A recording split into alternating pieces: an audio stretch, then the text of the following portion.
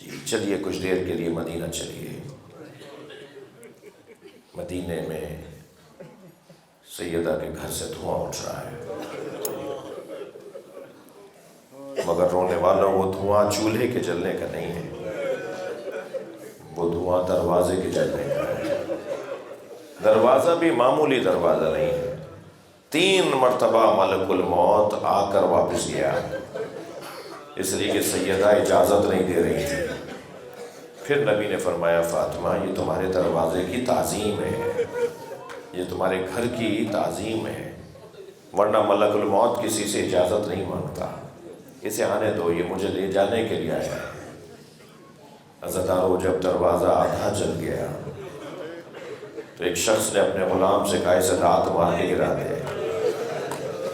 جب اس نے لات ماری نا تو جلتا ہوا دروازہ جہاں سیدہ کھڑی تھی وہاں جا کے لگا ہے۔ آیت اللہ فضل اللہ کمپانی کہتے ہیں کہ اس دروازے میں لوہے کی کیل تھی، جس کیل نے سیدہ کی پسلیوں کو توڑ ڈالا۔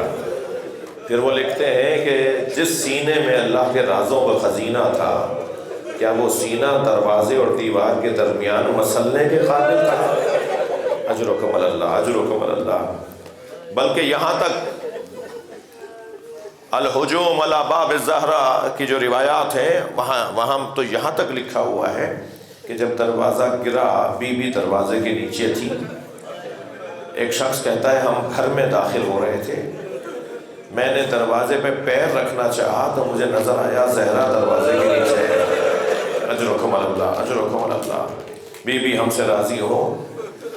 وہ کہتا ہے کہ میں نے پیر ہٹا لیا یہ سوچ کے کہ اس بی بی کی عزت بہت ہے، اس خاتون کا مقام بہت بلند ہے، مگر کہتا ہے کہ بغض علی مجھ پر غالب آیا اور میں نے دروازے پر پیر رکھ دیا تو ایک آواز مجھے آ رہی تھی فضا میرا محسن شہید ہو گیا،